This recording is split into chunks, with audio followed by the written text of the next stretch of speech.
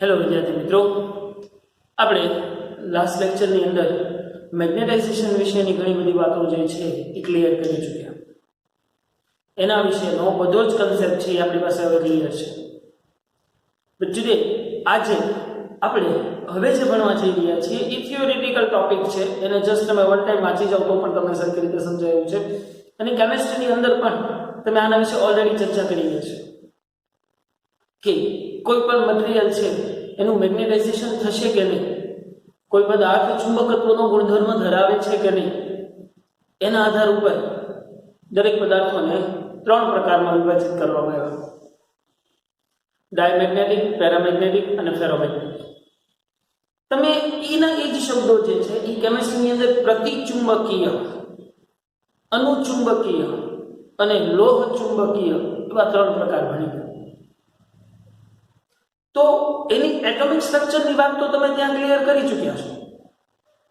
અહીંયા આપણે એનું ફિઝિકલ બિહેવિયર ભણવાનું છે કે ભાઈ જ્યારે આવા પદાર્થોને કોઈ બહારના ચુંબકીય ક્ષેત્રની અંદર મૂકવામાં આવે છે તો ત્યારે કેવી રીતે રિએક્ટ કરે છે, એનું મેગ્નેટાઇઝેશન કઈ રીતે કરી શકાય, એના મેગ્નેટાઇઝેશન માટે કઈ કઈ રાશિઓ મહત્વની છે, એ બધી વસ્તુઓની ચર્ચા જે છે એ પાછી આજે આપણે કરવાની છે. તો આજની ચેપ્ટરની શરૂઆત આમ જોવા જાઉં છું છોકરાઓ તો હું એ થિયરી છે ને એ ઝડપથી આપણે અહીંયા એને ત્રણ પાર્ટમાં ડિવાઈડ કરી અને ત્રણેય વચ્ચેનો ડિફરન્સ ક્લિયર કરી નાખીએ એટલે આપણને વધારે સમજાય છે. તો જુદા જુદા ટાઈપના ત્રણ મટીરીયલ: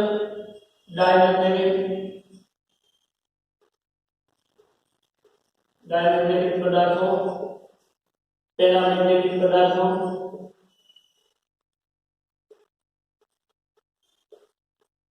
અને ફેરોમેગ્નેટિક પદાર્થો. આને જો આવી રીતે તફાવતની દ્રષ્ટિએ યાદ રાખવામાં આવશે ને તો તમને સમજવામાં બહુ વધારે મજા આવશે, જેથી કરીને તમને એના ડિફરન્સો ક્લિયર થશે. જેટલા એકબીજા વચ્ચેના ડિફરન્સો ક્લિયર થશે એટલી વધારે મજા આવે. એટલે તો આપણને ખબર પડે આ તમારે મજા હોય એટલે કે જેટલા ડિફરન્સો ક્લિયર થાય એટલી સંબંધોમાં મીઠાશ આવે. તો અહીંયા પણ આપણી પાસે રહેલા ત્રણ ટાઈપ ઓફ મટીરીયલ્સ: ડાયમેગ્નેટિક, પેરામેગ્નેટિક અને ફેરોમેગ્નેટિક. જો તમારે કેમિસ્ટ્રીની ભાષાની અંદર વાત કરવામાં આવે તો ડાયમેગ્નેટિક મતલબ પ્રતિચુંબકીય ગુજરાતીમાં, પેરામેગ્નેટિક મતલબ અનુચુંબકીય અને ફેરોમેગ્નેટિક મતલબ લોહ ચુંબકીય. બરાબર? ગુજરાતીમાં વાત કરીએ તો પ્રતિચુંબકીય, અનુચુંબકીય અને લોહ ચુંબકીય. હવે છે શું આના બધાની અંદર મારે એક એક મટીરીયલ લઈ લેવું છે, એક એક ટુકડો હું લઈ લઉં. તો ભાઈ જ્યારે ડાયમેગ્નેટિક પદાર્થને આવા બાહ્ય ચુંબકીય ક્ષેત્રની અંદર મૂકવામાં આવે, બાહ્ય ચુંબકીય ક્ષેત્રની અંદર પહેલા તો ત્રણેયની ઈ વર્તણૂક હું ભણી લઉં કે આ ત્રણેયને જ્યારે બાહ્ય ચુંબકીય ક્ષેત્રની અંદર મૂકવામાં આવે છે ત્યારે કેવું રિએક્ટ કરે છે. બરાબર? બાકી મેગ્નેટિક થિયરીની દ્રષ્ટિએ અંદર આગળ વાત કરશો એટલે વધારે ખબર પડશે કે ભાઈ જ્યારે આ પદાર્થને બાહ્ય ચુંબકીય ક્ષેત્રની અંદર મૂક્યો, ચલો અહીંયા મેં મૂક્યો છે એક ડાયમેગ્નેટિક પદાર્થ, પણ જે તમને ખબર નથી કે ત્યારે ડાયમેગ્નેટિક છે, અહીંયા મેં મૂક્યો છે એ છે પેરામેગ્નેટિક પદાર્થ, અને અહીંયા જે મેં મૂક્યો છે એ છે ફેરોમેગ્નેટિક પદાર્થ. બરાબર? બાહ્ય ચુંબકીય ક્ષેત્ર B ની અસર હેઠળ મેં એક એક ટુકડાને મેગ્નેટાઇઝ કરવા મૂક્યો છે, જેથી એ ત્રણે ત્રણ ટુકડાઓ જે છે એ અલગ અલગ છે.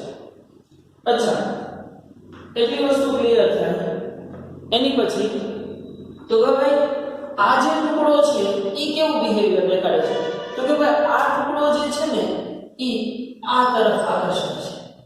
મતલબ કે ભાઈ અહીંયા નિર્બળ આકર્ષણ ઉત્પન્ન થયું, નિર્બળ આકર્ષણ ઉત્પન્ન થયું. જો હવે આ બાહ્ય ચુંબકીય ક્ષેત્રનો તમે જુઓ ને તો આ નોર્થ પોલ છે અને આ બાજુ કોઈ ચુંબકનો સાઉથ પોલ છે.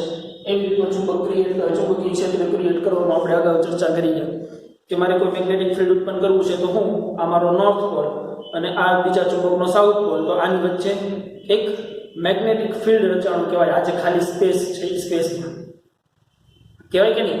તો આ જે ખાલી સ્પેસ છે તો આ એક નોર્થ પોલ છે અને આ જે છે એ એક સાઉથ પોલ છે. તો નોર્થ પોલ અને સાઉથ પોલને હું દર્શાવી દઉં એટલે તમને મજા આવશે. તો કે ભાઈ તો આ ચુંબકનું મેગ્નેટાઇઝેશન થયું પણ કેવું થયું કહેવાય? તો કે આ જે ટુકડો છે ને આ એનો સાઉથ પોલ રચાવાનો છે અને આ એનો નોર્થ પોલ રચાવાનો છે. તો જ આ એક પ્રકારનું આ ટાઈપનું આકર્ષણ દર્શાવે છે.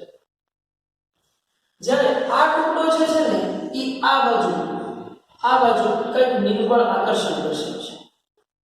નિર્બળ આકર્ષણ દર્શાવે છે. હવે નિર્બળ આકર્ષણ તમને એમ થાય છે આને આકર્ષણ કહેવાય ને, પણ હું ક્લિયર કરું છું. તો એનો મતલબ એમ થયો હશે કે આ છેડો જે છે એ આ છેડો જે છે એ નોર્થ પોલ બન્યો છે અને આ છેડો છે એ સાઉથ પોલ બન્યો છે. મતલબ હવે અહીંયા જે છે ને એ પ્રબળ આકર્ષણ ઉત્પન્ન થયું છે. એટલે સાઉથ પોલ છે આ નોર્થ પોલ છે. અહીંયા નોર્થ સર્જાનો છે અને સાઉથ. આ પ્રબળ આકર્ષણ બન્યું છે, પ્રબળ આકર્ષણ. હવે તમને એમ થયું કે યાર આવી રીતનું કેમ થયું? લેટ મી ક્લિયર કે આ જે પદાર્થ છે જે ડાયમેગ્નેટિક પદાર્થો છે એની સસેપ્ટિબિલિટીને આપણે શબ્દ સમજી ગયા કે ગ્રાહ્યતા એની કાયમ જે છે એની કાયમ જે છે એ કેવી છે? ઋણ હશે. મતલબ કે એ પદાર્થની ગ્રાહ્યતા જે છે એ ઋણ હશે. મતલબ તમે કાયમ = 1 + μr ભણી ગયા ને લાસ્ટ લેક્ચર ની અંદર. કાયમ = 1 + μr. તો કાયમ ઋણ હોય મતલબ -1 હોય, માનો ને એ -1 હોય તો તમારો μr શું થાય?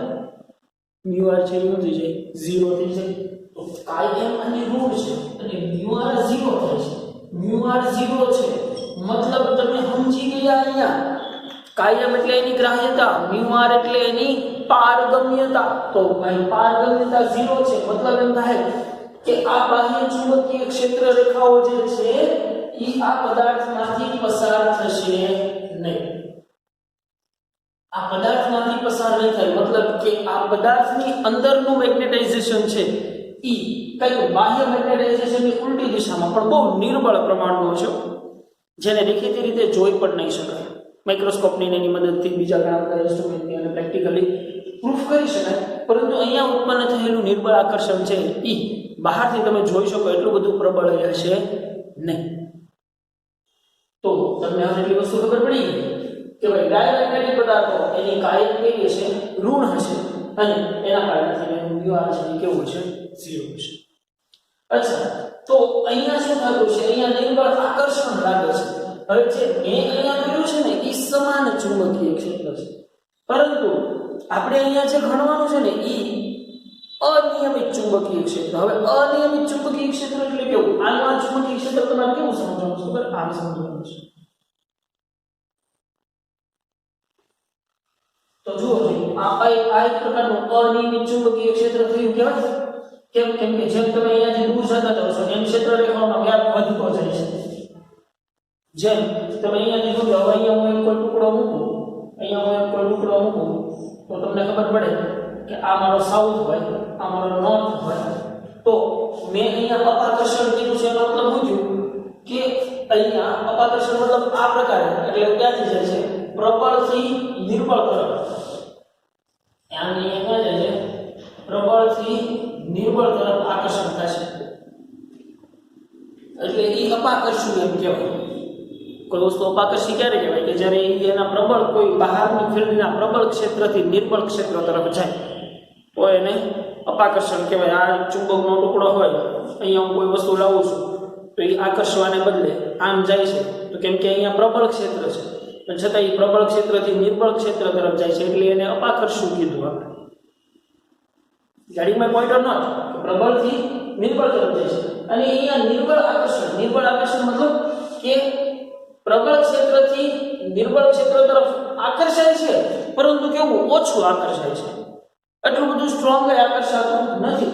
મતલબ કે તમે હવે સમજી ગયા કે આની કાયમ જે છે એ કેવી હશે? ધન હશે. પરંતુ કેવી છે? નાની હશે. તો જ નિર્બળ આકર્ષણ બળ કાયમ ઘન અને મોટું થશે તો એ પ્રબળ આકર્ષણ ધરાવશે. એનો મતલબ એમ થાય કે ફેરોમેગ્નેટિક પદાર્થો માટે કાયમ છે એ ધન હશે પરંતુ કેવી છે? મોટી પણ હશે. તો અહીંયા આકર્ષણ થાય છે એટલે તમે સમજી ગયા કે આકર્ષણ કેવા પ્રકારનું અસમાન અનિયમિત ચુંબકીય ક્ષેત્રમાં એનું બિહેવિયર કેવું છે? તો કે ભાઈ અનિયમિત ચુંબકીય ક્ષેત્રમાં એ નિર્બળથી પ્રબળ ક્ષેત્ર તરફ આકર્ષે છે. તમારા એનસીઈઆરટી ટેક્સ્ટબુકની અંદર ઈના શબ્દો એવી રીતે ગોઠવેલા છે કે પ્રબળથી નિર્બળ તરફ ગતિ કરશે. તો જ્યારે પ્રબળથી નિર્બળ તરફની ગતિ હોય ત્યારે હંમેશા અપાકર્ષણ હોય. હવે તો સમજી શકાય એવી વસ્તુ છે. જ્યારે આ ટુકડો પ્રબળથી નિર્બળ તરફ જાય મતલબ કે શું થયું કહેવાય? અપાકર્ષણ કહેવાય. અને જ્યારે નિર્બળથી પ્રબળ તરફ જાય, નિર્બળથી પ્રબળ તરફ તમારો ટુકડો ગતિ કરે એટલે અહીંયા શું થયું કહેવાય? આકર્ષણ થયું કહેવાય. બરાબર. પણ આ ક્રિયા ધીમી હશે અને એની જગ્યાએ જ્યારે ફેરોમેગ્નેટિક પદાર્થ માટે એની પ્રક્રિયા છે એ ઝડપી હશે. મતલબ અહીંયા કે નિર્બળથી પ્રબળ તરફ વધે પરંતુ આ પ્રક્રિયા છે એ કેવી છે? ધીમી હશે, ધીમી ગતિ હશે. અને આ કેવી ગતિ છે? ઝડપી ગતિ હશે. એટલે આ પ્રબળ આકર્ષણ કહેવાય છે અને એટલે આ નિર્બળ આકર્ષણ કહેવાય છે. અચ્છા, આવું બધું તો થાય છે એવું હું તમને કહું છું, પરંતુ આવું બધું થાય છે શું કામ? That is most important thing કે આવું બધું થાય છે શું કામ? તો એના માટે આપણે શરૂઆતથી કરીએ વાત ડાયમેગ્નેટિક. તો કે ભાઈ ડાયમેગ્નેટિકના સ્ટ્રક્ચરની અંદર શું હશે? નોર્મલી આપણને ખબર છે કે દરેક પદાર્થનું મેગ્નેટિક મોમેન્ટ જે છે એ કંઈક હશે, પરંતુ દરેક પદાર્થની અંદર કંઈક આવી વસ્તુ જોવા મળે છે. આ પદાર્થ છે તો આમાં એક અણુની મેગ્નેટિક ડાયપોલ મોમેન્ટ આમ હશે, એકની આમ હશે, એકની આમ હશે, એકની આમ હશે, એકની આમ હશે, એકની આમ હોય, એકની આમ હોય, એકની આમ હોય. મતલબ કે આ પદાર્થની પરિણામી મેગ્નેટિક ડાયપોલ મોમેન્ટ જે છે એ ઉડી જાય, ઝીરો થઈ જશે. મતલબ કે આને કોઈ પણ કાયમી ચુંબકીય ચાક માત્રા હશે નહીં. હવે જ્યારે તમે એને બાહ્ય ચુંબકીય ક્ષેત્રની અંદર લાવો છો અને જો બાહ્ય ચુંબકીય ક્ષેત્રમાં લાવતા આ પદાર્થ છે એ એની મેગ્નેટિક ડાયપોલ મોમેન્ટ એક જ દિશામાં ગોઠવાય છે તો એનું મેગ્નેટાઇઝેશન થયું કહેવાય. તો એ પદાર્થને પેરામેગ્નેટિકમાં મૂકી શકો. પરંતુ ડાયમેગ્નેટિકમાં શું થાય છે કે બાહ્ય ચુંબકીય ક્ષેત્રમાં મૂકવાથી આની મેગ્નેટિક ડાયપોલ મોમેન્ટ, જો આ ડિરેક્શનની અંદર બાહ્ય ચુંબકીય ક્ષેત્ર છે પરંતુ આ પદાર્થની જે મેગ્નેટિક ડાયપોલ મોમેન્ટ છે એ કંઈક પરિણામી મેગ્નેટિક ડાયપોલ મોમેન્ટ કંઈક ઉલટી દિશામાં ગોઠવાતી હશે, તો જ આવું પોસિબલ બને. નોર્થ અહીંયા સાઉથ જો તો આની મેગ્નેટિક ડાયપોલ મોમેન્ટ નોર્થ થી સાઉથ તમારે આમ થઈ કહેવાય કે મતલબ કે આની મેગ્નેટિક ડાયપોલ મોમેન્ટ છે એ બાહ્ય ચુંબકીય ક્ષેત્ર સાથે એકસ્થ થતી નથી. એની ન થવા પાછળનું કારણ શું છે? તો એના માટે તમારે તમારું કેમિસ્ટ્રીનો સ્પિન ક્વોન્ટમ આંક યાદ કરવો પડે અને એની અંદર તમે S, P અને D આવી જુદી જુદી ત્રણ રચના દૂર કરતા ઓલી આમ શંખવાળી અને 3 ડાયમેન્શન વાળી યાદ આવે કે નહીં? યાદ આવે? S, P અને D જુદા જુદા ત્રણ પ્રકારના મોશન ઉપરથી. તો એ શેના કારણે હતું? તો કે ભાઈ ઇલેક્ટ્રોન જે છે, કોઈ પણ એટમ છે એની ફરતે ઇલેક્ટ્રોન છે, એ આપણને એટમ શું છે એ બધી ખબર પડી ગઈ છે. તો કે ભાઈ એટમની ફરતે જ્યારે ઇલેક્ટ્રોન ભ્રમણ કરે છે તો ઇલેક્ટ્રોનને પોતાનો કંઈક કક્ષીય વેગ તો છે જ તે, કંઈક કક્ષીય કોણીય વેગ તો છે જ તે, એના કારણે એને કંઈક પોતાનો કક્ષાનો કોણીય વેગ માને છે. પણ એ ઇલેક્ટ્રોન છે એ પોતાની ધરી ઉપર પણ પાછો ફરે છે, જેમ પૃથ્વી ફરે છે. પૃથ્વી સૂર્યની ફરતે તો ફરે જ છે, સાથે સાથે પોતાની ધરી ઉપર પણ કંઈક ભ્રમણ કરતી ફરે છે. તો આ ધરી ભ્રમણના કારણે પોતાનું કંઈક સ્પિન છે અને એ સ્પિનની દિશાઓ તમે કેમિસ્ટ્રીની અંદર કંઈક આ રીતે દર્શાવતા હતા, ખાનાઓ બનાવી આવી રીતે. તો અહીંયા મેગ્નેટિક ડાયપોલ મોમેન્ટ 0 થાય, અહીંયા મેગ્નેટિક ડાયપોલ મોમેન્ટ 0 થાય, પણ આ જો એક વધ્યું હોય તો આની કંઈક મેગ્નેટિક ડાયપોલ મોમેન્ટ છે તેમ કહેવાય. તો ડાયમેગ્નેટિક પદાર્થો મતલબ એવા પદાર્થો કે જેની કંઈક મેગ્નેટિક ડાયપોલ મોમેન્ટ છે પરંતુ બાહ્ય ક્ષેત્રની વિરુદ્ધ દિશામાં. એની પાછળનું રીઝન શું છે કે ભાઈ જે ઇલેક્ટ્રોન આ રીતે ભ્રમણ કરતો હશે તો એની મેગ્નેટિક ડાયપોલ મોમેન્ટની દિશા કંઈક આ થઈ કહેવાય, પરંતુ હું એને ફોર્સ કંઈક એવી રીતનું આપું છું કે જેથી ઈ ઇલેક્ટ્રોનની ગતિ અવરોધાય તો એની મેગ્નેટિક ડાયપોલ મોમેન્ટ ઓછી થાય. તો એની મેગ્નેટિક ડાયપોલ મોમેન્ટ ઓછી થાય તો મતલબ એમ થાય કે એનું મેગ્નેટિક ડાયપોલ મોમેન્ટ ઓછું થયું. હવે એની સિવાયનો કોઈ બીજો ઇલેક્ટ્રોન છે એ આમ ફરતો હોય, આમ ફરતો હોય, ચલો સમઘડી વિષમઘડીમાં ફરતો હોય તો એની મેગ્નેટિક ડાયપોલ મોમેન્ટ આમ છે તો એની સ્પીડ અમુકની વધી, કેમ કે મેં આમ ફિલ્ડ આપ્યું છે તો આની ફિલ્ડ આમ વધી તો ફિલ્ડ વધી તો એની મેગ્નેટિક ડાયપોલ મોમેન્ટ વધી. તો અહીંયા વિરુદ્ધ દિશામાં મેગ્નેટિક ડાયપોલ મોમેન્ટનું પ્રમાણ વધે એ પદાર્થોને આપણે શું કહીએ છીએ? ડાયમેગ્નેટિક પદાર્થો. જ્યારે પેરામેગ્નેટિક પદાર્થોની અંદર શું થાય છે તો કે ભાઈ પેરામેગ્નેટિક પદાર્થોની અંદર સીધું જ છે કે બાહ્ય ચુંબકીય ક્ષેત્રની અંદર તમે મૂકશો, બાહ્ય ચુંબકીય ક્ષેત્રની અંદર તમે આવી રીતે મૂકશો તો અહીંયા જે રહેલો પદાર્થ જે છે, અહીંયા જે રહેલો ટુકડો જે છે આ ટુકડાની મેગ્નેટિક ડાયપોલ મોમેન્ટ જે છે એ એક જ દિશામાં ગોઠવાશે. આની જે મેગ્નેટિક ડાયપોલ મોમેન્ટ જે છે એ આ જ ડિરેક્શનની અંદર ગોઠવાશે. જો એ મેગ્નેટિક ડાયપોલ મોમેન્ટ એક જ દિશાની અંદર ગોઠવાનો મતલબ કે એનું કંઈક મેગ્નેટાઇઝેશન થયું કહેવાય. અને અચ્છા, મેગ્નેટાઇઝેશન કોને કહેતા હતા તો કે મેગ્નેટાઇઝેશન એટલે એકમ કદ દીઠ પ્રેરિત થતી મેગ્નેટિક ડાયપોલ મોમેન્ટ. યાદ આવે કે નહીં?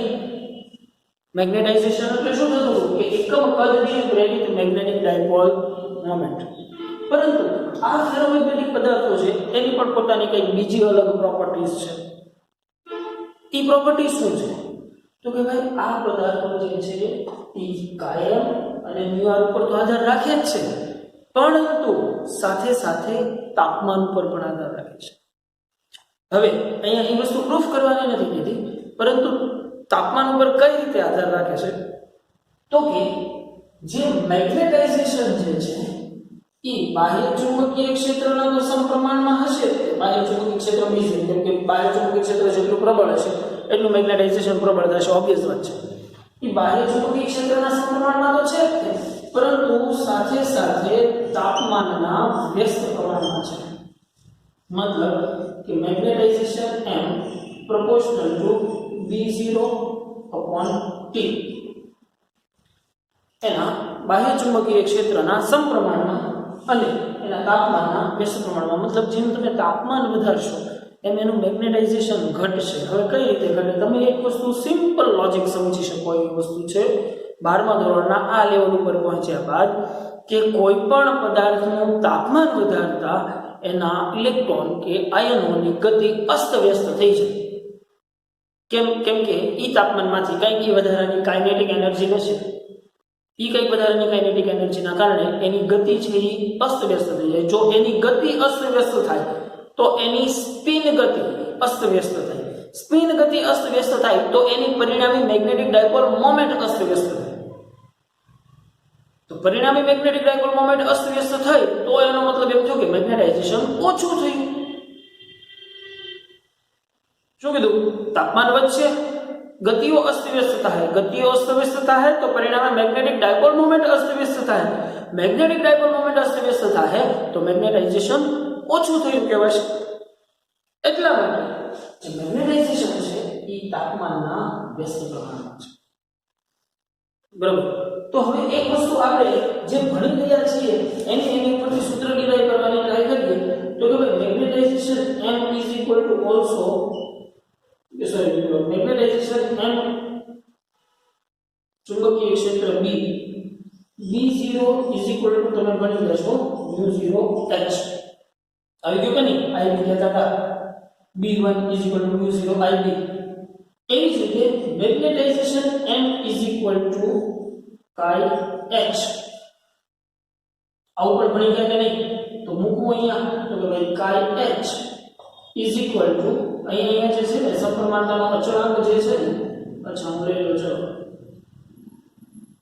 એનો અચળાંક પણ આપણે અહીંયા સરળતાથી લખી નાખીએ અહીંયા આનો પાર્ટ આપણે અહીંયા પૂરો કરશું આની નાની આ જ વાત અહીંયા પછી કરીએ તો કે magnetization m is equal to c b0 upon t થશે c છે e ક્યુરી અચળાંક છે કેમ કે આ નિયમ છે એ ભાઈ ક્યુરી એ આપેલો છે એટલે એ ક્યુરી અચળાંક છે એની વેલ્યુની ચર્ચા યાદ કરીએ આપણે તો m ઇઝ ઇક્વલ ટુ થશે કાયમ h બરોબર ને કાયમ આપણે કાયમ દર્શાવ્યું છે એટલે કાયમ રાખીએ કાયમ h is equal to c b0 ની જગ્યાએ mu0 h upon t h cancel તો તમે સમજી ગયા કે કાયમ is equal to c mu0 by t તો આનો મતલબ એમ થયો કે કાયમ પ્રોપોર્શનલ ટુ 1 upon t મતલબ કે તમારી ચુંબકીય ગ્રાહ્યતા જે છે એ તાપમાન વધારતા ઘટશે તો ઓબ્વિયસ વાત છે ને કાયમ એટલે શું છે કે મેગ્નેટિક ચુંબકીય ગ્રાહ્યતા મેગ્નેટિઝમ જે થયું છે એને કેટલી સ્ટ્રોંગલી જકડી રાખે છે હવે તાપમાન વધારશો એટલે આપણને ચુંબકનો એ ગુણધર્મ તો 5મા ધોરણથી આપણે ભણતા આવ્યા છે કે તાપમાન વધારતા ચુંબકનું ચુંબકત્વ ઘટે છે વારંવાર પછાડાવાથી ઘટે છે સમાન ધ્રુવોને વારંવાર સામસામા લાવવાથી ઘટે છે આ બધા નિયમો આપણે ભણી ગયા છીએ તો એની જ વસ્તુની સાથે છે કે જેમ તાપમાન વધારશો એમ ચુંબકનું ચુંબકત્વ છે એ ઘટશે કેમ કે એની ગ્રાહ્યતા ઘટે છે તો ઓબ્વિયસ વાત છે સમજી શકાય એ વસ્તુ છે તો આ સમીકરણો છે એને ખાસિયત રીતે આપણે યાદ રાખવાના છે હવે આપણે જોઈએ ફેરોમેગ્નેટિક ઉપર ફેરોમેગ્નેટિક નો એક સિમ્પલ વસ્તુ આપણને ખબર છે કેમ આ પ્રબળ ચુંબક તરીકે વર્તી શકે છે ફેરોમેગ્નેટિક માં પણ બે પ્રકારના ફેરોમેગ્નેટિક આવે છે હાર્ડ ફેરોમેગ્નેટિક અને સોફ્ટ ફેરોમેગ્નેટિક હાર્ડ ફેરોમેગ્નેટિક મતલબ એવા ફેરોમેગ્નેટિક કે જેને બાહ્ય ચુંબકીય ક્ષેત્ર દૂર કર્યા બાદ પણ પોતે પોતાનો ચુંબકત્વનો ગુણધર્મ જાળવી રાખે છે મતલબ કે એ પદાર્થ કાયમી ચુંબક બની શકે પરંતુ સોફ્ટ ફેરોમેગ્નેટિક પદાર્થો છે એ લાંબો સમય સુધી કાયમી ચુંબક રહી શકે નહીં મતલબ કે બાહ્ય ચુંબકીય ક્ષેત્ર જેવું દૂર કર્યું એવો પદાર્થ પાછળ પોતાની મૂળ સ્થિતિમાં આવી છે બરોબર આ બધી થિયોરિટિકલ ફેરોમેગ્નેટિકની વાત અને એના માટે મહત્વની વસ્તુ શું છે તો કે ભાઈ આ પદાર્થ પાસે ડોમેઇન બંધારણ છે ડોમેઇન બંધારણ એટલે કેવું બંધારણ તો આપણને ખબર પડી જવી જોઈએ યાદ હોવું જોઈએ ડોમેઇન બંધારણ એટલે કે ડોમેઇન બંધારણ એટલે કે 1 mm નો પદાર્થનો એવો ભાગ કે જેની બધાની મેગ્નેટિક ડાયપોલ મોમેન્ટ જે છે ને એ એક જ ડિરેક્શનમાં હોય મતલબ અને આ 1 mm ની અંદર કુલ 1011 પરમાણુઓ હોય 1011 પરમાણુઓ હોય તો આ 11 ની દિશા આમ હોય અહીંયા રહેલા 11 ની દિશા આમ હોય આ 11 ની દિશા આમ હોય આની આમ હોય આ 11 ની દિશા આમ હોય આની આમ હોય આ 11 ની આમ હોય આ 11 ની આવી રીતે હોય મતલબ કે ડોમેઇન મતલબ કે પદાર્થની અંદર રહેલો એવો નાનામાં નાનો ભાગ કે જેની અંદર લગભગ 10 ની 11 પરમાણુઓ જેટલા આવેલા હોય છે અને બધાની મેગ્નેટિક ડાયપોલ મોમેન્ટની દિશા એક જ દિશામાં હોય છે અને જ્યારે આવા પદાર્થને બાહ્ય ચુંબકીય ક્ષેત્રની અંદર મૂકવામાં આવે છે ત્યારે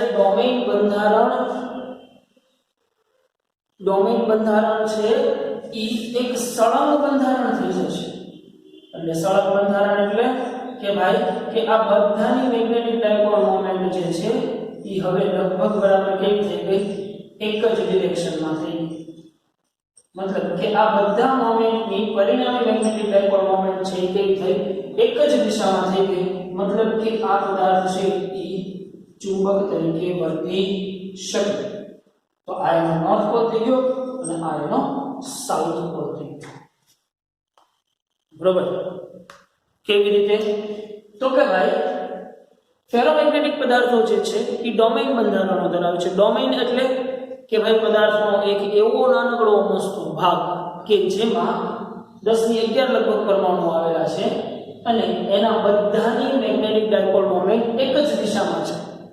એટલા માટે તે આ પદાર્થની પહેલા મેગ્નેટિક ડાયપોલ મોમેન્ટ જ 0 હતી. મેગ્નેટિક બાહ્ય ચુંબકીય ક્ષેત્રમાં મૂક્યા પહેલા આ પદાર્થની પરિણામી ચુંબકીય ચાક માત્રા 0 જ હતી. પણ ચુંબકીય ક્ષેત્રમાં મૂક્યા બાદ જો આ પદાર્થ આનું સ્વરૂપ જાળવી રાખે તો એને હાર્ડ ફેરોમેગ્નેટિક કહેવાય, અને જો ડોમેન પાછા હતા એવા થઈ જાય તો એને સોફ્ટ ફેરોમેગ્નેટિક કહેવાય, જેને ઇલેક્ટ્રોમેગ્નેટ પણ કહેવામાં આવે છે. કેમ કે ઇલેક્ટ્રોમેગ્નેટિક એટલે શું થાય કે પદાર્થ ઉપર જ્યાં સુધી કરંટ પસાર થઈ રહ્યો હોય, મતલબ કરંટના કારણે જે મેગ્નેટિક ફિલ્ડ મળતું હોય ત્યાં સુધી તે પદાર્થ પોતે ચુંબકત્વ જાળવી શકે. જેવું તમે કરંટ દૂર કર્યો એટલે પાછો પદાર્થ હતો એવો ને એવો. આ પદાર્થની પણ તાપમાન ઉપર સારી એવી અસર છે. શું અસર છે? તો કે ભાઈ આ પદાર્થ માટે, ફેરોમેગ્નેટિક પદાર્થ માટે કાયમ કઈ રીતે ચેન્જ થાય છે? તો કે કાયમ પ્રોપોર્શનલ ટુ 1/T-Tc. અચ્છા, આ T-Tc ભણતા પહેલા તાપમાનની વાત બીજી કરી નાખીએ કે આ જે પદાર્થ છે કયા ફેરોમેગ્નેટિક પદાર્થનું તાપમાન એક હદ કરતા વધુ વધારશો ને, આ ફેરોમેગ્નેટિક પદાર્થનું તાપમાન એક હદ કરતા વધુ વધારશો ને તો આ ફેરોમેગ્નેટિક પદાર્થનું ડોમેન બંધારણ તૂટશે, અને ડોમેન બંધારણ તૂટશે એટલે ફેરોમેગ્નેટિક પદાર્થ શેમાં રૂપાંતર થઈ જશે? પેરામેગ્નેટિક પદાર્થ. કેમ કે પેરામેગ્નેટિક પદાર્થ છે એ કે ચુંબકત્વ તો જાળવી રાખે છે, પરંતુ એની પાસે સ્ટ્રોંગ ડોમેન જેવું બંધારણ છે નહીં. એટલે અમુક તાપમાન કરતા એવું તાપમાન કે જે તાપમાને ડોમેન બંધારણ તૂટી અને પેરામેગ્નેટિકમાં રૂપાંતર થઈ જાય, એ તાપમાનને એ પદાર્થનું ક્રિટિકલ તાપમાન કહેવામાં આવે. ક્રિટિકલ તાપમાન Tc. કોને Tc કહેશું ભાઈ? તો તમે ક્રિટિકલ તાપમાન Tc એ શું થાય છે? Tc એ શું થાય છે? ફેરોમેગ્નેટિક શેમાં રૂપાંતર થઈ જાય છે? પેરામેગ્નેટિકમાં રૂપાંતર થઈ જાય છે.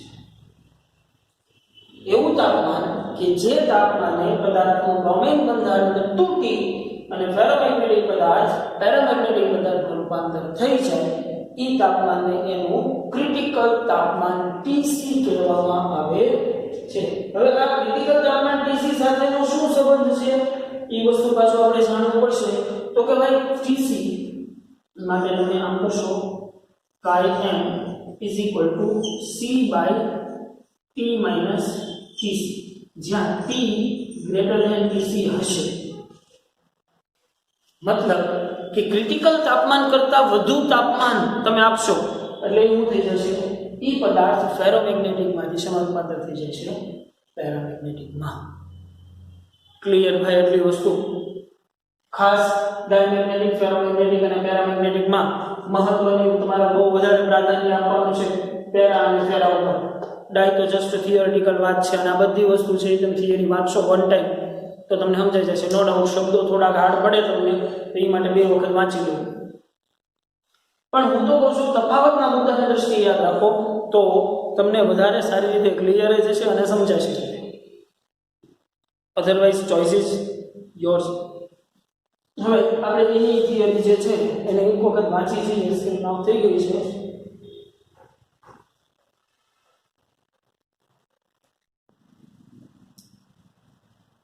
ઓલરાઈટ, જોઈ લઈએ આપણે દ્રવ્યના ચુંબકીય ગુણધર્મો.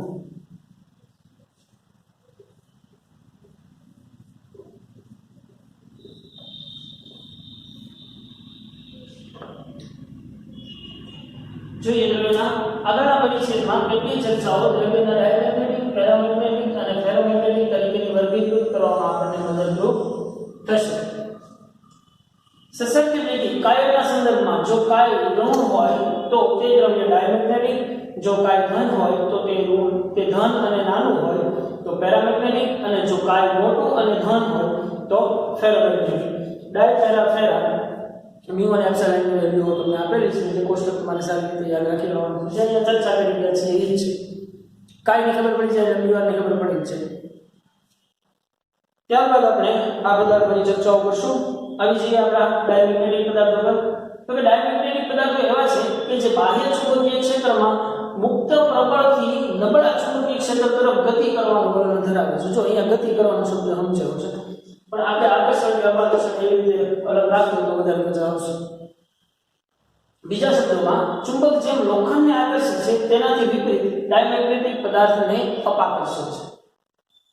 એટલે ક્ષેત્ર રેખાઓ બહાર નીકળે. જોઈએ આકૃતિમાં બાહ્ય ચુંબકીય ક્ષેત્રમાં મૂકેલો ડાયમેગ્નેટિક પદાર્થનો ટુકડો દર્શાવેલો છે. ક્ષેત્ર રેખાઓ અપાકર્ષાય છે એટલે કે બહાર તરફ ધકેલાય છે અને દ્રવ્યમાં ક્ષેત્ર ઘટે છે. કેમ કે ક્ષેત્ર રેખાઓ બહાર ધકેલાય છે તો દ્રવ્યની અંદર ક્ષેત્ર રેખાઓનું મૂલ્ય શું થાય? ઘટે. મોટાભાગના કિસ્સામાં કોષ્ટક 5.2 માં દર્શાવ્યા મુજબ આ ઘટાડો 10^5 ભાગમાં જેટલો થોડોક જ હોય છે. જો અનિયમિત ચુંબકીય ક્ષેત્રમાં મૂકીએ તો આ ટુકડો પ્રબળથી નબળા ચુંબકીય ક્ષેત્ર તરફ પ્રબળથી નિર્બળ ચુંબકીય ક્ષેત્ર તરફ ખસશે. ડાયમેગ્નેટિઝમની સૌથી સરળ સમજૂતી આ મુજબ છે કે પરમાણુમાં ન્યુક્લિયસની આસપાસ કક્ષીય ભ્રમણ કરતા ઇલેક્ટ્રોન કક્ષીય કોણીય વેગમાન ધરાવે છે.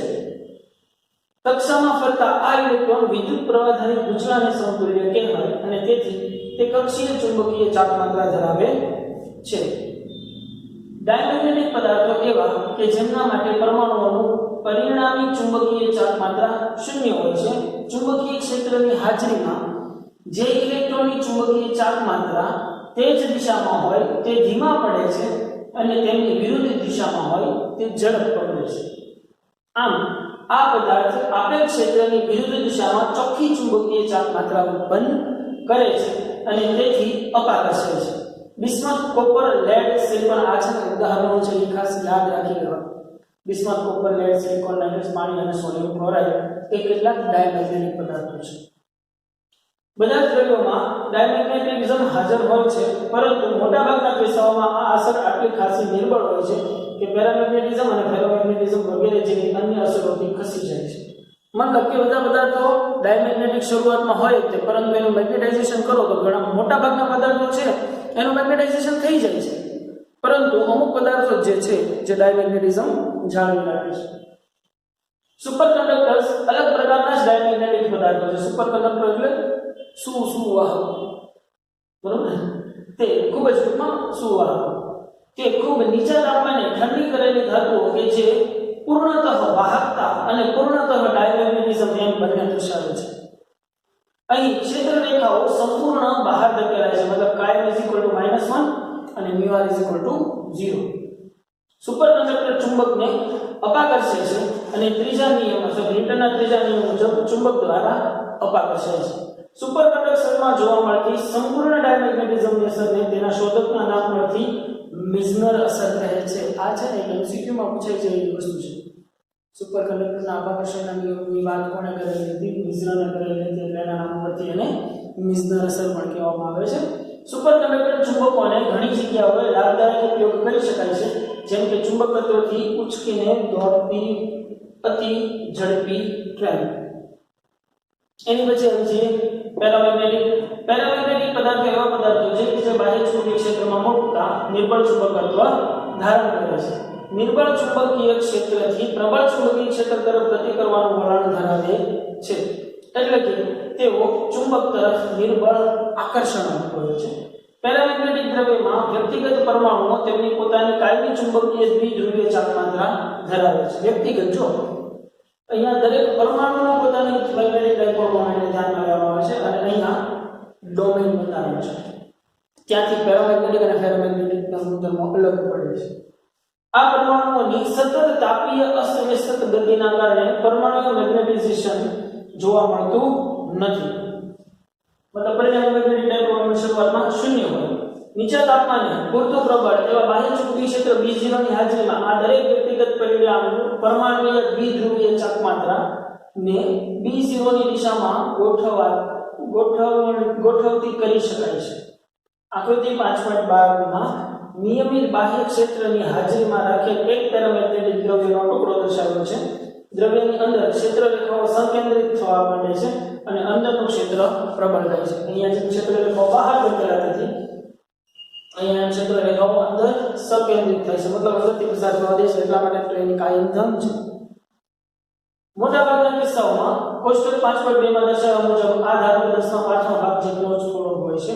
જ્યારે આ ટુકડાને અનિયમિત ચુંબકીય ક્ષેત્રમાં મૂકવામાં આવે છે ત્યારે નિર્બળની પ્રબળ ક્ષેત્ર, નિર્બળની નહીં હોય અહીંયા સુધી નથી, નિર્બળથી પ્રબળ ક્ષેત્ર તરફ ગતિ કરવાનો પ્રયત્ન, નિર્બળથી પ્રબળ ક્ષેત્ર તરફ ગતિ કરે છે. એલ્યુમિનિયમ, સોડિયમ, કેલ્શિયમ, ઓક્સિજન અને કોપર ક્લોરાઇડ વગેરે એના ઉદાહરણો છે.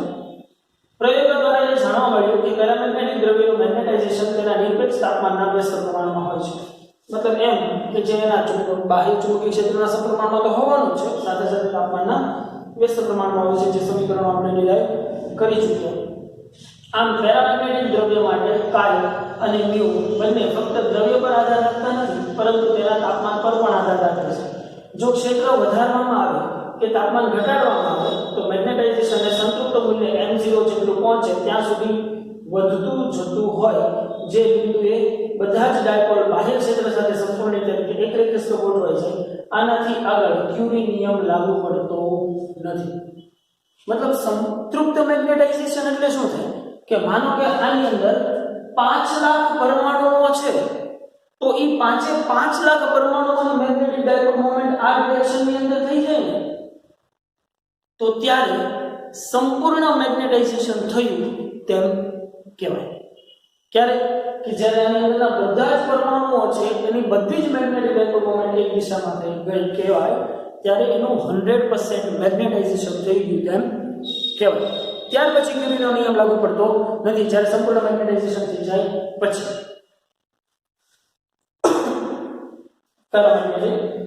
ફેરોમેગ્નેટિક પદાર્થો એવા પદાર્થો છે કે જેને બાહ્ય ચુંબકીય ક્ષેત્રમાં મૂકતા પ્રબળ ચુંબકત્વ ધારણ કરે છે. તેઓ નિર્બળ ચુંબકીય ક્ષેત્રની પ્રબળ ચુંબકીય ક્ષેત્ર તરફ જવાનું વલણ ધરાવે છે, એટલે કે તેઓ ચુંબક પ્રત્યે પ્રબળ આકર્ષણ અનુભવે છે. ફેરોમેગ્નેટિક પદાર્થ દ્રવ્યમાં વ્યક્તિગત પરમાણુઓ ફેરોમેગ્નેટિક પદાર્થની જેમ ધ્રુવીય ચાર્જ માત્રા ધરાવે છે. આમ છતાં તેઓ એકબીજા સાથે એવી રીતે આંતરક્રિયા કરે છે કે જેથી તે એક સ્થૂળ વિસ્તાર કે જેને ડોમેઇન કહે છે તેમાં રહેલા આ ડાયપોલ તત્કાલ અને રેખસ્થ ગોઠવાયેલા હોય છે. જોયું અહીંયા કેવી ભંગાર ડાયપોલની વ્યાખ્યા આપી. તો આપણે એમ જ સમજવાનું કે પદાર્થનો એક એવો નાનકડો વસ્તુ ભાગ કે જ્યાં બધા જ પરમાણુઓની પરિણામી ચુંબકીય ક્ષેત્ર, ચુંબકીય ચાપ માત્રા એક જ દિશામાં હોય, એને એ વિસ્તારને એ પદાર્થનું ડોમેઇન કહેવામાં આવે છે. આ સહકારી અસરની સમજૂતી માટે ક્વોન્ટમ યંત્રશાસ્ત્રનો ઉપયોગ કરવો પડે અને તે આ પુસ્તકના કાર્યક્ષેત્રની બહાર છે. દરેક ડોમેઇન એક ચોખ્ખું મેગ્નેટાઇઝેશન ધરાવે છે. લાક્ષણિક ડોમેઇનનું પરિમાણ 1 mm જેવું હોય છે અને આ ડોમેઇનમાં લગભગ 1011 પરમાણુઓ ધરાવે છે. શરૂઆતમાં અલગ અલગ ડોમેઇનનું મેગ્નેટાઇઝેશન અસ્તવ્યસ્ત બદલાતું હોય છે અને તેથી સમગ્ર જથ્થાને કોઈ મેગ્નેટાઇઝેશન હોતું નથી. આ હકીકત આકૃતિ 5 માં દર્શાવેલી છે. પહેલી આકૃતિ જ્યારે આપણે બાહ્ય ચુંબકીય ક્ષેત્ર B0 લગાડીએ ત્યારે ડોમેઇન B0 ની દિશામાં ગોઠવાય છે અને તે જ વખતે B0 ની દિશામાં ગોઠવાયેલા ડોમેઇનની સાઇઝ વધવા લાગે છે અને ડોમેઇનનું અસ્તિત્વ B0 માં તેમની ગતિ ખાલી અનુમાન નથી. ફેરોમેગ્નેટિક પદાર્થની ભૂખીના કરેલી દ્રાવણને છાંટકાવ કરીને માઇક્રોસ્કોપ દ્વારા આ ડોમેઇન બંધારણ છે એ જોઈ શકાય છે, કેમ કે 1 mm છે કે માઇક્રોસ્કોપની મદદથી આ જોઈ શકાય. કરેલ દ્રાવણની ગતિ પણ જોઈ શકાય છે. આકૃતિ 5.13 માં આ ડોમેઇનનો એક રેખસ્થ અને મિશ્રણ થઈને એક વિરાટ ડોમેઇન બનાવે ત્યાં સુધી સ્થિતિ દર્શાવેલી છે. મતલબ હવે આ એક ડોમેઇન થઈ ગયું કહેવાય. કેમ કે હવે આપણું ડોમેઇન બંધારણ છે એ તૂટી અને એક રેખસ્થ થઈ ગયું છે. મતલબ કે હવે આ એક વિશાળ ડોમેઇન કહી શકાય. આમ ફેરોમેગ્નેટિકમાં ક્ષેત્રરેખાઓ ખૂબ જ સંકેન્દ્રિત અથવા તો ગીચ થઈ જાય છે. અનિયમિત ચુંબકીય ક્ષેત્રમાં આ પદાર્થ પ્રબળ ક્ષેત્રના વિસ્તાર તરફ જાગવા પ્રયત્ન કરે છે.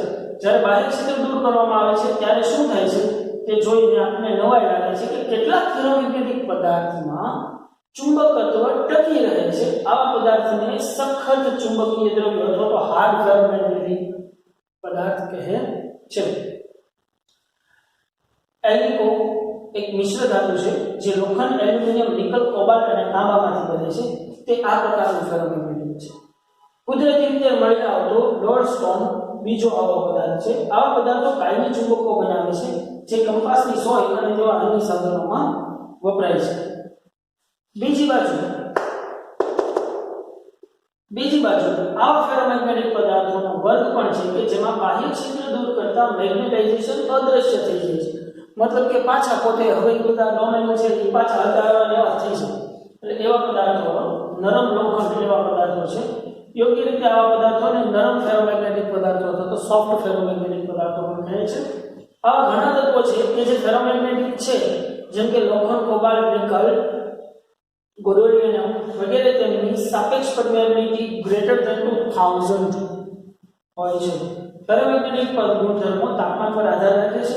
ઊંચા તાપમાને ફેરોમેગ્નેટિક પેરામેગ્નેટિક બને છે અને ડોમેન માળખું સાથે વિખેરાઈ જાય છે, મતલબ ડોમેન બંધારણ તૂટે છે અને તાપમાન મેગ્નેટાઇઝેશનનું આમ લુપ્ત થવું ક્રમશઃ હોય છે. આ અવસ્થા ફેરફાર આપણને ધન સ્ફટિકના પીગળવાની યાદ દેવરાવે. આમાં બધાના ક્રિટિકલ તાપમાન લખેલા છે, જે કોઈ યાદ રાખવાની આપણે જરૂર છે નહીં. ક્યુરી તાપમાનથી ઉપરના તાપમાને એટલે કે પેરામેગ્નેટિક અવસ્થામાં સસેપ્ટિબિલિટી આ મુજબ દર્શાવે છે. Chi = C/T - Tc, જ્યાં T > Tc છે. હવે આ બધી વસ્તુ છે ને થિયરી ભાઈ તમારે જસ્ટ વન ટાઈમ વાંચી નાખવાની. બહુ જ લોંગ થિયરી હતી એટલે મેં ઝડપથી વાંચવાની કોશિશ કરી છે. તમારે શાંતિથી જેવું લાગે તો 2 વખત વાંચી લેવી, પણ આ જે છે ને એને ખાસ નોંધી લેવું કે બને ત્યાં સુધી હું રાખવાની થ્રુ આઉટ લેક્ચર ટ્રાય કરું, પરંતુ નો લેવો તમારા ભાઈ, બરોબર. આપણે નાના રિલેટેડ દાખલા અને MCQ છે ઝડપથી જોઈ શકાય એવા છે, જોઈ લઈએ આપણે. Text illustration number 1. ફેરોમેગ્નેટિક એક ડોમેન સમઘન આકારનો છે. તેમની બાજુઓ 1 માઇક્રોમીટર છે, મતલબ કે એની લંબાઈ બધી સમઘન છે એટલે લંબાઈ, પહોળાઈ કે ઊંચાઈ બધું કયો તો એ કેટલું છે 1 માઇક્રોમીટર છે.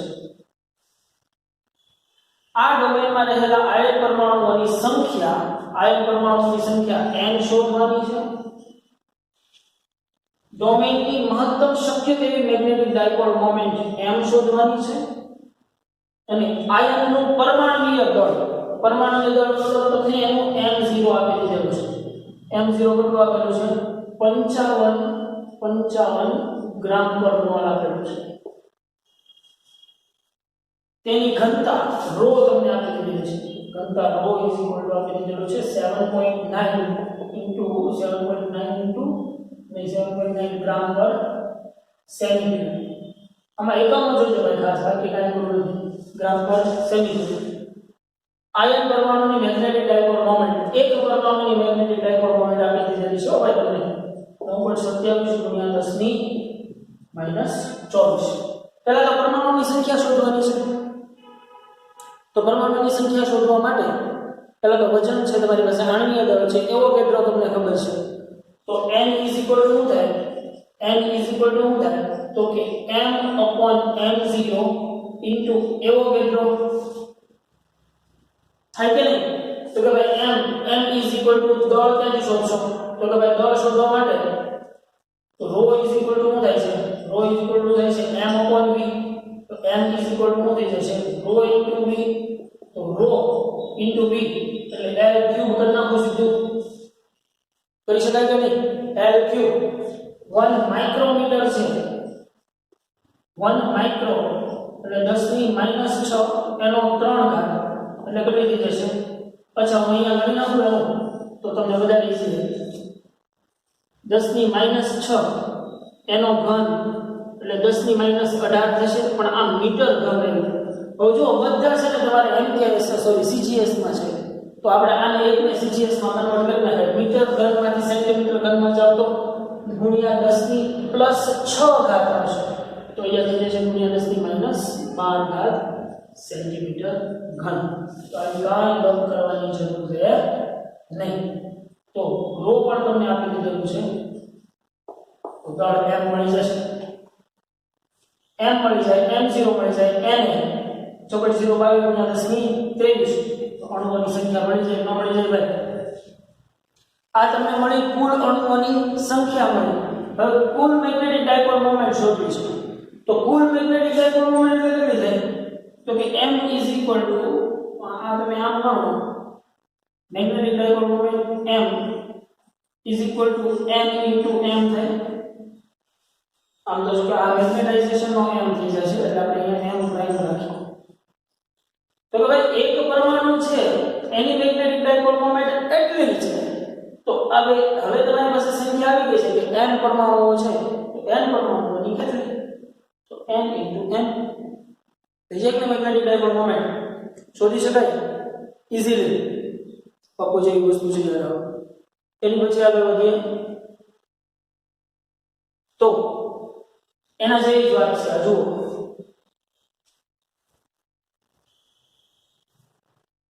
શું કહે છે તમને કે પેરામેગ્નેટિક મીઠાનો એક ટુકડો 2 × 10⁻24 પરમાણુયુક્ત ડાયપોલ ધરાવે છે મતલબ કે તમને અહીંયા અણુઓની સંખ્યા n આપી દીધેલી છે જો અણુઓની સંખ્યા n બરાબર તમને આપી દીધેલી છે 2 × 10⁻24 એટલે ડાયપોલ ધરાવે છે મતલબ કે એટલા પરમાણુઓ ધરાવે છે દરેકની મેગ્નેટિક ડાયપોલ મોમેન્ટ मतलब એકની આવેલી છે એકની મેગ્નેટિક ડાયપોલ મોમેન્ટ m = 1.5 ગુણ્યા 10⁻23 છે આ ટુકડાને 0.84 ટેસ્લા જેટલા નિયમિત ચુંબકીય ક્ષેત્રમાં મૂકવામાં આવે છે B1 આગળ બીજું B2 આવશે કહું છું 0.84 ટેસ્લા તેને 4.2 કેલ્વિન સુધી ઠંડો પાડવામાં આવે છે તાપમાન T1 4.2 કેલ્વિન સુધી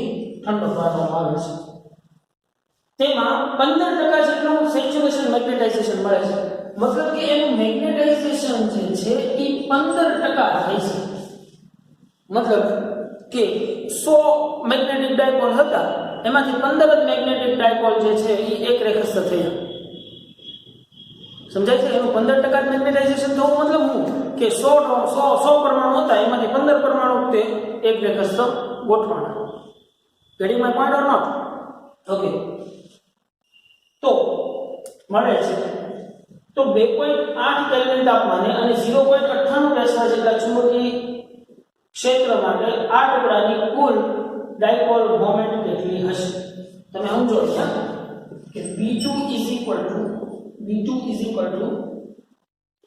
0.98 અને T2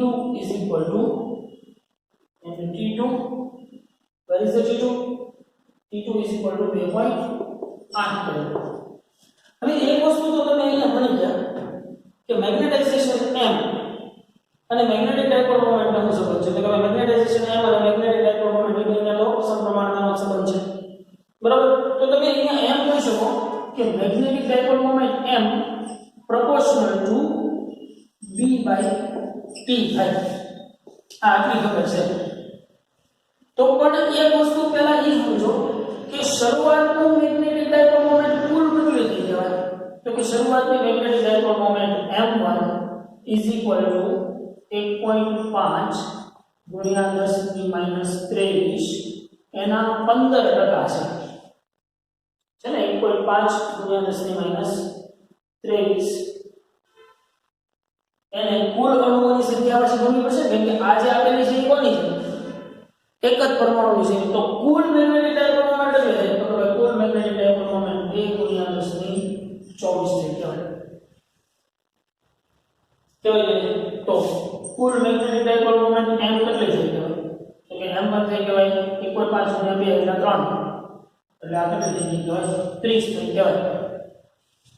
કહેવાય કે નો કહેવાય તો આ તમને જે કુલ મેગ્નેટિક ડાયપોલ મોમેન્ટ મળે પણ આ કુલ મેગ્નેટિક ડાયપોલ મોમેન્ટ છે ખરેખર મેગ્નેટાઇઝેશન ક્યારે 100% થઈ કહેવાય કે જ્યારે આ 30 એક રેખસ્થ થઈ ગયું સોરી આ 2 × 10⁻24 એક રેખસ્થ થઈ ગયો ત્યારે પરંતુ એના 15% થાય છે તો 15% થાય છે તો તમે અહીં કરી શકો 30 × 15 ભાગ્યા હો કરી શકાય કે નહીં તો શું કરશો 15 × 30 45 ભાગ્યા 10 એટલે 4.5 કેટલું મેગ્નેટાઇઝેશન છે એ થયું કેવું તો હવે તમે સિમ્પલ અહીંયા લોજિક લગાડી શકો ભાઈ કે m2/m1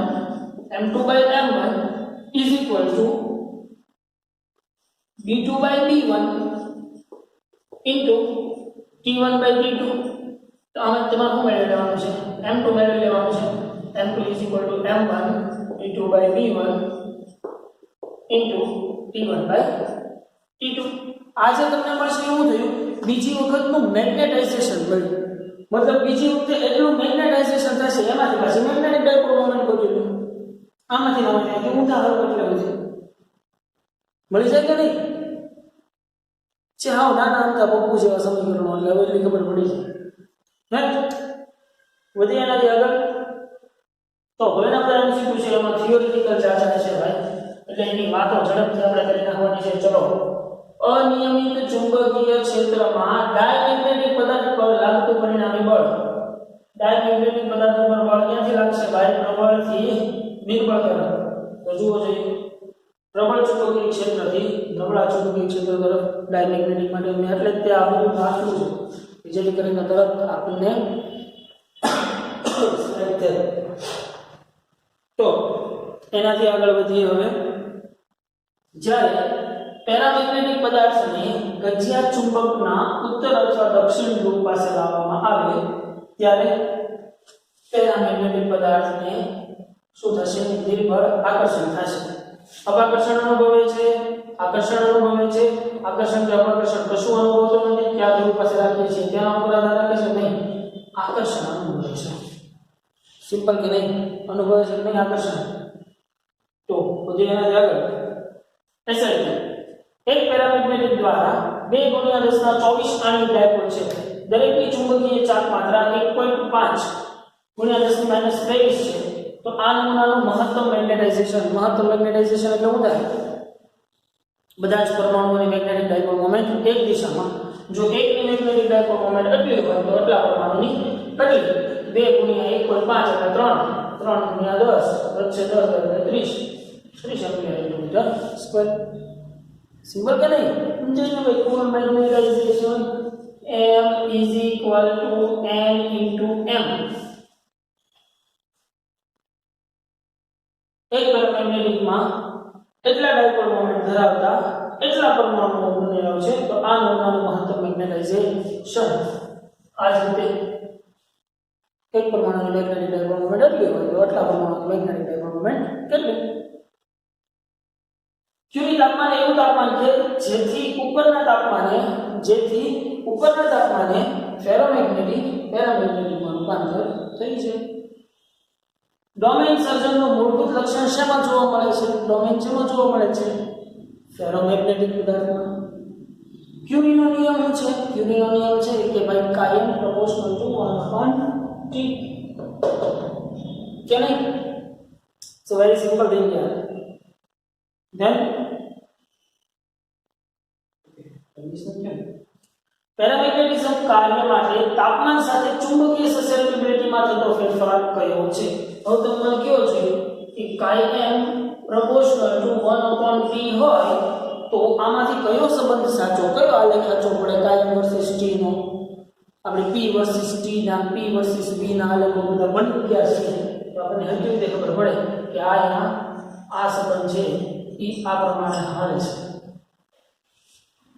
સિમ્પલ કે નહીં ઓબ્વિયસ વાત છે એની પછી એક દ્રવ્યને નિયમિત ચુંબકીય ક્ષેત્રમાં મૂકેલ છે તે પ્રબળ ચુંબકીય ક્ષેત્ર તરફ પરિણામી બળ અનુભવે છે નિર્બળથી પ્રબળ મતલબ કાપ્યા છે જુઓ જોઈએ શું પૂછે છે પેરામેગ્નેટિક કે ડાયમેગ્નેટિક નહીં પેરામેગ્નેટિક યસ હોઈ શકે ડાયમેગ્નેટિક યસ ન હોઈ શકે પેરામેગ્નેટિક અને ડાયમેગ્નેટિક બંને નો શું આવે આન્સર બી પેરામેગ્નેટિક હોઈ શકે જો ઓપ્શન માં એકલો પેરામેગ્નેટિક હોય તો પેરામેગ્નેટિક કઈ સાચો પડે એક પેરામેગ્નેટિક પદાર્થની ચુંબકીય સસેપ્ટિબિલિટી 27 ડિગ્રી સેલ્સિયસ તાપમાને કાયમ છે તો કયા તાપમાને કાયમ બાય 2 થશે ભાઈ કાયમ પ્રોપોર્શનલ ટુ 1/t છે તો કાય 1 બાય કાય 2 is equal to T2 by T1 ખરેખર કામ કરવું પડે કાય 2 by કાય 1 is equal to T1 by T2 કાય 2 કેટલું કરવાનું છે કાય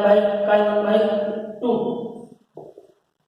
કાય 1 is equal to T1 by T2 તમારે જોતું છે હું ક્યાં તાપમાન મતલબ T2 જોતું છે તો 1/2 is equal to T1 by T2 તો T2 is equal to 2t1 થઈ જાય કે નહીં 27 એને ગુણ્યા 2 ડાયરેક્ટ એવી રીતે કરશો ચાલશે નહીં અને સવા ફેરવાના પહેલા કેલ્વિનમાં ફેરવવાના કેલ્વિનમાં ફેરવી પછી પાછા 2 વડે ગુણવાના પછી જે જવાબ આવશે અને પાછો સેલ્સિયસમાં ફેરવવાનો એટલે સમજાઈ જો આને જો આવા ઘણા આવશે કે બધા ભૂલ ન કરતા t1 એટલે 300 એટલે આગળ લઈ જાય t2 is equal to 600 થયા કે નહીં તો t2 is equal to તમારું કરવાનું છે 600 - 200 ઓકે તો આવી જશે તમારી 327 ખાસ યાદ રાખવાનું છે જે અહીંયા સેલ્સિયસમાં આપેલા હોય એને પહેલા કેલ્વિનમાં કન્વર્ટ કરવાના પછી એને પાછા સેલ્સિયસમાં કન્વર્ટ કરવાના આન્સર એ ધ્યાન રાખવાનું એક પેરામેગ્નેટિક પદાર્થની ચુંબકીય સસેપ્ટિબિલિટી -73 ડિગ્રી સેલ્સિયસ તાપમાને આટલી છે તો -173 ડિગ્રી સેલ્સિયસ તાપમાને કેટલી થશે સેમ આ જ રીત ભાઈ કાઈ નવું નથી પેરામેગ્નેટિક માટે મ્યુ અને કાયમ બંને વધારે મ્યુ વધારે અને કાયમ ઓછું મ્યુ ઓછું અને કાયમ વધારે મ્યુ અને કાયમ બંને વધારે ભાઈ આ તો ફેરોમેગ્નેટિક પદાર્થ છે દાદો છે એટલે સ્વાભાવિક છે કે મ્યુ અને કાયમ બંને વધારે જશે એના માટે ઓબ્વિયસ વાત છે મુશ્કેલની અંદર પૂછાયેલી વાત એક ફેરોમેગ્નેટિક પદાર્થના આકારનો ડોમેન રચાય છે આ ડોમેનની પ્રત્યેક બાજુની લંબાઈ એટલી છે આ ડોમેનમાં 4 × 10 પરમાણુઓ છે અને દરેક પરમાણુની ચુંબકીય ચાર્જ માત્રા 16 × 10 - 24 છે તો આ ડોમેનનું મેગ્નેટાઇઝેશન કેટલું થશે સેમ આગળ દાખલો ગણી ગયા તે એમાં આપણે n ગોતવો પડ્યો અને અહીંયા n આપી દીધેલો છે કે નહીં અહીંયા ઓલરેડી n આપેલો છે એટલે ચિંતા છે 27 ડિગ્રી સેલ્સિયસ તાપમાને એક પેરામેગ્નેટિક દ્રવ્યની મેગ્નેટિક સસેપ્ટિબિલિટી એટલી છે તો કયા તાપમાને તેની મેગ્નેટિક સસેપ્ટિબિલિટી એટલી થશે બહુ સિમ્પલ અને ઈઝી યાર બહુ જેવા જવાબ હશે જ્યારે એક પદાર્થને અનિયમિત ચુંબકીય ક્ષેત્રમાં મૂકવામાં આવે છે ત્યારે પ્રબળ ચુંબકીય ક્ષેત્ર તરફ પરિણામી બળ અનુભવે છે પ્રબળ ચુંબકીય ક્ષેત્ર તરફ પરિણામી બળ અનુભવે છે તો તે પદાર્થ કયો હશે પેરામેગ્નેટિક ડાયમેગ્નેટિક પેરામેગ્નેટિક કે એક પણ નહીં પરંતુ અહીંયા કાઉન્સમાં લખેલું હું નથી નબળું પ્રબળ ચુંબકીય ક્ષેત્ર તરફ નબળું પરિણામી બળ નબળું પરિણામી બળ છે તો તમારો આન્સર પેરામેગ્નેટિક જ આવે જો એમ કીધું કે પ્રબળ આકર્ષણ બળ અનુભવે છે તો તમારો આન્સર ફેરોમેગ્નેટિક આવી શકે ગાડીમાં કોઈ નો જે N1 N2 અને N3 અનુક્રમે ફેરોમેગ્નેટિક પેરામેગ્નેટિક અને ડાયમેગ્નેટિક પદાર્થના બનેલા છે તો તેમની નજીક ચુંબકને લઈ જતા તો કે ભાઈ પહેલું ફેરોમેગ્નેટિક છે પછી પેરા છે અને પછી ડાયમેગ્નેટિક આમ હાલવાનું છે તો ત્રણેય આકર્ષે છે નહીં N1 અને N2 પ્રબળ આકર્ષે છે પરંતુ N3 અપાકર્ષ છે અચ્છા N3 અપાકર્ષ છે એ વાત સાચી છે પરંતુ N1 અને N2 પ્રબળ નહીં આકર્ષે N1 પ્રબળ આકર્ષ છે N2 નિર્બળ આકર્ષ છે અને N3 છે એ અપાકર્ષ છે N1 પ્રબળ આકર્ષ છે N2 નિર્બળ આકર્ષ છે અને N3 છે એ નિર્બળ અપાકર્ષ છે યાર એક ડાયમેગ્નેટિક પદાર્થને એક પ્રબળ ચુંબકની આસપાસ રાખવામાં આવે છે તો ડાયમેગ્નેટિક શું અનુભવ છે ભાઈ પ્રબળથી નિર્બળ તરફ વારંવાર એ વસ્તુ વાંચવાની જરૂર નથી કયા પ્રકારના દ્રવ્યોમાં મેગ્નેટિક સસેપ્ટિબિલિટી તાપમાન પર આધાર રાખતી નથી ડાયમેગ્નેટિક ને તાપમાન કાંઈ લેવા દેવા છે નહીં બાકી ફેરા અને પેરા બંનેને તાપમાન સાથે કાંઈક સંબંધ છે ઓકે ભાઈ બધી એનર્જી આગળ તો અનિયમિત ચુંબકીય ક્ષેત્રમાં ડાયમેગ્નેટિક દ્રવ્ય ક્ષેત્રને લંબરૂપે ક્ષેત્રના નબળા ભાગથી પ્રબળ ભાગ તરફ ક્ષેત્રના પ્રબળ ભાગથી નબળા ભાગ તરફ ગતિ કરશે કે કોઈ પણ દિશામાં હોય ડાયમેગ્નેટિક કીધો છે પ્રબળથી નિર્બળ તરફ ક્યુરીના નિયમ અનુસાર તાપમાન T પર પેરામેગ્નેટિક પદાર્થની ચુંબકીય સસેપ્ટિબિલિટી કઈ રીતે આધાર રાખે છે ચુંબકીય સસેપ્ટિબિલિટી વગરનો બનવાનું T અનુસાર જ છે થાય છે એમાં કઈ કહેવા જેવું છે નહીં ડાયમેગ્નેટિક પદાર્થ અને પેરામેગ્નેટિક પદાર્થમાં પરિણામી ચુંબકીય ડાયપોલ મોમેન્ટ μd μp અને μf હોય તો જો ડાયમેગ્નેટિક મોમેન્ટ આપેલું છે અહીંયા ચુંબકીય ડાયપોલ મોમેન્ટને μ વડે દર્શાવીશું ખાલી સંજ્ઞા આપેલું છે તો ડાયપોલ મોમેન્ટ અહીંયા μd જે હું થઈ જાય છે 0 થાય છે ભાઈ કે નહીં થાય છે કે નહીં કેમ કે એની વિરુદ્ધ દિશામાં ઉત્સર્જાય છે પરિણામે મેગ્નેટિક ડાયપોલ મોમેન્ટ ક્યારે ઉત્સર્જણી કહેવાય કે જ્યારે ક્ષેત્રની દિશામાં એનું મેગ્નેટાઇઝેશન થયું હોય ત્યારે પણ અહીંયા તો મેગ્નેટાઇઝેશન થતું જ નથી ઓબ્વિયસ વાત છે પેરામેગ્નેટિકની મેગ્નેટિક ડાયપોલ મોમેન્ટ છે એ 0 થશે નહીં અને ફેરોમેગ્નેટિકની મેગ્નેટિક ડાયપોલ મોમેન્ટ એ 0 થશે નહીં સોરી પેરા તો હવે ઓપ્શન જુઓ જોઈએ mu b does not equal to 0 but mu f does not equal to 0 આ વાત સાચી છે પણ આ વાત ખોટી છે mu p is equal to 0 નહીં ખોટી વાત છે mu f does not equal to 0 yes એ વાત સાચી છે પણ આ વાત ખોટી છે mu d is equal to 0 yes એ વાત સાચી પણ mu p does not equal to 0 yes એ વાત સાચી મતલબ આપણો આન્સર છે ઓપ્શન સી હવે કે નહીં સિમ્પલ વાત છે પૂર્ણ તાપમાને નિકલ ફેરોમેગ્નેટિક પદાર્થનો ગુણધર્મ દર્શાવે છે જો તાપમાન ક્યુરી તાપમાન કરતા વધારવામાં આવે તો તે તાપમાન ક્યુરી તાપમાન કરતા વધારશો એટલે ફેરોમેગ્નેટિક શેમાં રૂપાંતર થઈ જાય फेरोमैग्नेटिक में सिंपल है समझता नहीं है उसके बाद एंस क्यूरी तापमान करता વધુ તાપમાને શું થઈ જાય ભાઈ ક્યુરી તાપમાન કરતા વધુ તાપમાને ફેરોમેગ્નેટિક પદાર્થ જે છે ઈ પેરામેગ્નેટિક માં રૂપાંતર થઈ જાય છે એનાથી બધું થાય નહીં બીજું કે નહીં પેરામેગ્નેટિક પદાર્થમાંથી ફેરોમેગ્નેટિક ગુણધર્મમાંથી પેરામેગ્નેટિક ગુણધર્મની સંક્રાંતિના તાપમાનને ખાલી જગ્યા કહે છે શું કહેવાય ક્યુરી તાપમાન કહેવાય ઓબ્વિયસ વાત છે ઓલરાઈટ આપણે આ વસ્તુ જે છે એ તમારે આજે હોમવર્કની અંદર વન ટાઈમ છે આ ખાસ થિયરી નંબર 5.6 છે ને એ અપ ટુ ઇક્વેશન નંબર 21 સુધી જ લેવો એની પછી જે છે એ એક નવો સવાલ જે છે એ છે અહીંયા સુધીની વાતો ક્લિયર રાખજો કેમ કે નેક્સ્ટ લેક્ચરની અંદર આની આ ઘણી બધી વાતો જે છે એ આવવાની છે મેક શ્યોર ભાઈ કે આ તફાવત તમે કંઈક નોંધી લેશો અને તમને જેટલું સમજાણા હોય ને એ પ્રમાણેના મુદ્દાઓ પણ સાથે સાથે લખતા જશો તો પણ બહુ ઈઝી રહેશે કેમ કે પરીક્ષાઓની અંદર આમાંથી તફાવત પૂછવાની શક્યતા પણ ખરી 2 માર્ક્સમાં તફાવત પૂછાઈ જાય કે ડાયમેગ્નેટિક ને પેરામેગ્નેટિક પેરા અને ફેરાનો ગમે એનો તફાવત પૂછી શકાય બરોબર એટલે આ જે તફાવત જે છે ને એ રંગી રીતે યાદ રાખજો અને હોમવર્ક જે છે એ વન ટાઈમ રહેશે હવે આપણે એક લેક્ચર બાકી રહી છે હિસ્ટેરેસિસ સાયકલ વિશેનો બરોબર ચેપ્ટર નંબર 5 માં